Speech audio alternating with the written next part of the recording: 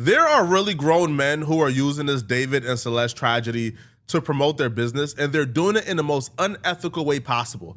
I just watched a Gideon interview where he's talking to this lawyer, and this dude came on Gideon's stream to utilize this David and Celeste situation, rage baited, while at the same time promoting his services as an attorney. It's pretty clear he don't believe nothing he's saying, but he's using this David and Celeste situation to rope in dummies into believing that he could get them off of anything. That's his promise. And it's kind of unfortunate he was able to rope Gideon into this. Now, I know him and Gideon got a relationship. I think he represented Gideon as well. But this is just sick. It's sad. It's not cool at all. And when I see things like this, where he's just shamelessly plugging himself throughout this discussion while at the same time advocating for David. Now, it's one thing if you are actually David's attorney, but you're not David's attorney. But yet you're calling David a victim and trying to race bait the situation and make Celeste look like the perpetrator. What is an advantage and disadvantage that is in this case that you see, besides you? The advantage is that it looks like this was done in California, which is a crime, or not California, but LA, right? It's a high crime area. And there's other reasons that caused the death of this girl, other than him. That's why I see an advantage of. And she's motivated, to go after him. The other thing, the disadvantages that I see in this case is that he never called me. If he would have called me or his family would have reached out to me, I'll take that case. David, if you're listening, I'll take your case for free. If you reach out to my office, JM Law Firm, I will take your case for free. Don't forget that, and it's recorded. Okay, what is the disadvantage besides you? What is the disadvantage besides you? That's it. Because anytime any charges come, there's no factual disadvantage. Dude, look at me. My client looked at the camera in my last trial, okay? He looked at the camera and shot him 3 times. 3 times, all right? And I was able to get his ass probation. He'll be done in 5 years. It's the most unbeatable cases that I look at. And so when I see David shit, it looks like a really good challenge. And it's gonna make me feel really good if I can get him a good outcome. I understand this guy's lore. I know the memes surrounding this guy, but anybody promising you they could get you off of anything is a con artist. Don't believe them. But for the most part, this is the most shameless thing I think I've ever seen on the internet. Now, Gideon is really great at staying away from things like this. And for the most part, Gideon is a good dude. I don't know why he would participate in this. This dude is a garbage filth human being. Right? Now, utilizing the death, the murder, the violation, the statutory rape of an underage girl to promote your business is nasty stuff. It's nasty, man. All right? David has his counsel. Now, anybody looking at this David case and telling you, oh, I can 100% get David off. Oh, no, this is nothing. They're a con artist. Now, when he was pressed to actually give his defense of David, this dude sounded like one of those like comment section conspiracy.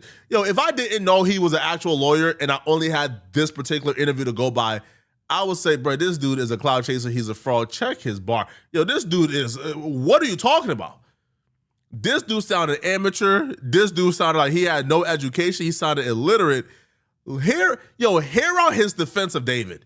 This man believes that a jury of David peers would buy like the narrative that David was somehow a victim of these 9, 10, 11, 12, 13, 14-year-old little girls, and these little girls were preying on David. Well, so right now, me and you, we don't know because we haven't spoken to David.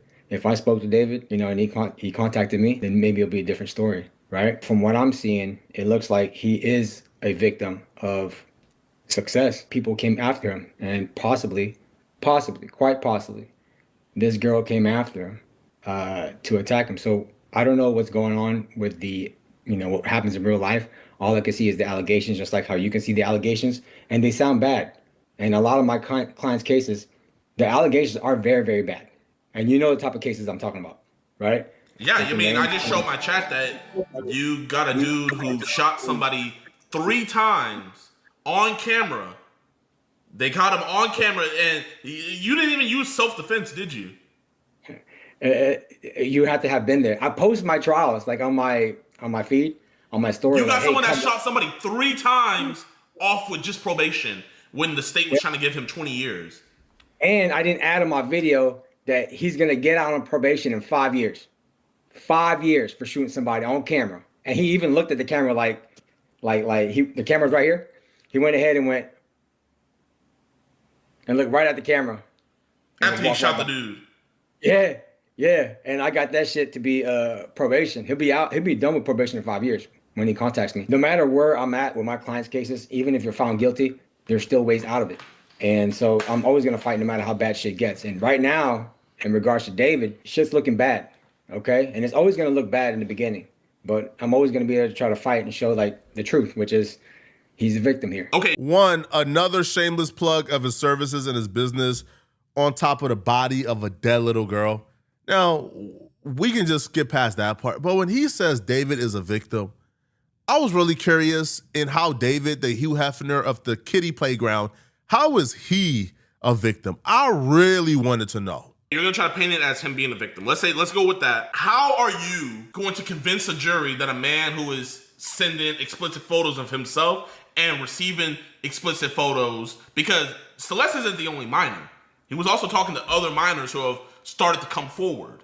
So How are you going to spin this as him being the victim of all these minors coming to him and him not wanting any part of this? Well, I'm not going to spin anything. What I'm going to do is show the truth, okay? And that truth is that no matter what age anybody is susceptible, or anybody can be an aggressor, right? You can be 9 years old, and if you find out there's a lick out there that you can take advantage of and you can get free stuff out of him and you can threaten him, then you do it. And it's a normal thing that humans do. Whenever they see an opportunity, they can see it. And there is an opportunity when it comes to David. Shit, I don't even know David personally, and I can see David, as a walking lick right now. He has YouTube videos, he has music, he obviously has money. Anybody in that position would say, you know what? Let's do something to this guy. Let's make some shit up so we can get what we want. I used to think before watching this video that commentary like this on a David and Celeste situation only existed in the comment section of cesspool Twitter. Cause those stupid niggas who have opinions like this, they know the minute you put your identity to it, bro, you are now a pariah, you're ostracized, you gotta go, bro. You got to go, homie. You're no longer welcome. So they would comment things like this with no identity, no profile picture, following 1,000 people, only got one follower, and they will say things like, oh man, she knew what she was doing, man. Man, she ain't no victim. Oh, really? Oh, now she wanna call the cops on it when it ain't work out? Oh man, she was a gold digger. Nah, man, free David, man. Nah, she knew what she was doing, man. She knew what she was doing. Commentary like, I never thought in my wildest dream that commentary like that would make its way outside of the Twitter comments. I thought people in those Twitter comments were either pedos or pedo defenders who knew they can't put their name and identity to that comment because they know the consequences of it. I never thought that somebody would be on a live stream with millions of people uttering these statements. Yet alone, I would have never guessed that it would be somebody who's a professional uttering those words. This is sick beyond sick. And then you also add the element, he's promoting his business on top of this. What about him ordering the Uber to his house, her being there, all of that? What's the play there? Is that illegal to order an Uber for somebody? I don't see that. It's illegal to order an Uber for a child? I don't see that in the criminal code anywhere. I don't see that. I've never seen that was illegal for anybody to do that. So I don't see how that can be criminal in itself. And this is why I say the fact that this dude is a lawyer shocks me, because he don't understand the relevance of David calling her an Uber to his house and the Uber dropping her off at his house and that being the last time we seen her alive. Him not being able to follow what's going on, it just made me tell me, if this dude is a lawyer, man, I'll be really skeptical for him to take my case. I order Ubers for my cousins to go get picked up, to be dropped off. You know what I'm saying? You know what I'm saying? I have family members. Just because he did that does not necessarily mean. Okay, so she threatened him. He orders the Uber, and now after that Uber, she's never seen again, and she's found in his Tesla. So what is the play? So what happened? Hey, what state was this in? California. In LA? Yeah. You know, LA is a dangerous place. It is dangerous. It is. It is. Look, ladies and gentlemen, Los Angeles is a dangerous place. There's gangs everywhere. There's people to extort you everywhere. Her body or whatever has happened to her could have been done by somebody else other than David himself. It's just that because of the relationship, the friendship that they have, everybody's honing in on it. It's unfortunate for David. Anything could have happened to her. There are random people who get, pulled up on any day in LA, even if you're a girl. So what about the blue? So the prosecutors were saying that there wasn't going to be a mess. David put her body in a blue inflatable pool to keep all the blood in there, and the fragments from the blue inflatable pool that David bought matched the fragments found on her body. That could be anybody. Because think about it. Not only is David a potential victim for any of the young girls, but he could be a potential victim for anybody ancillary to that, right? So say, for example, he disrespected an up-and-coming rapper. They're going to want to put this murder on him, right? So let the prosecutors attack him instead of them attacking him personally. Because if you think about it, that is actually a good strategy. If I want to get after David because he disrespected me because he didn't buy me my soda, or he didn't get me a cheeseburger that I asked for, or he just looked at me wrong, or he said my song sucks because I sang for him, I'm going to say, all right, I'm going to get this dude. I'm going to put his DNA. I'm going to set some shit up. I'm going to get that dead body, and I'll plan on him. So then, therefore, they can put all the state's power, all the prosecutor's power into trying to put him away. It's like you're getting somebody else to do your dirty work for you. And that's a good possibility that could have happened to David. So that's what I think that could be a possibility for David as well.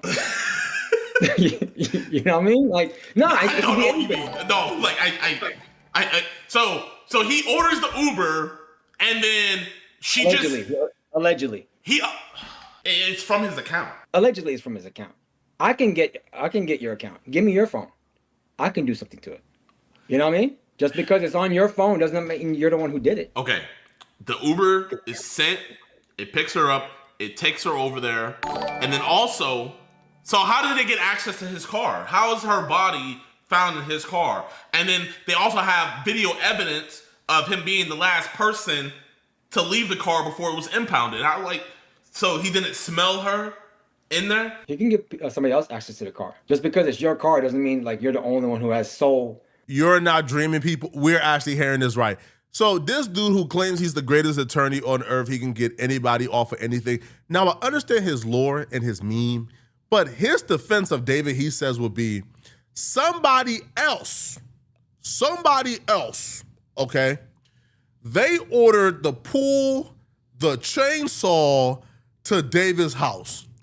They dismembered Celeste, and then they put the particles from the pool David ordered in Celeste to frame David. And they took the blood of Celeste and put the blood in David's garage to frame David. And the unique DNA that was found, that would be his defense. Some struggling artist or rapper that David had beef with murdered Celeste to frame David.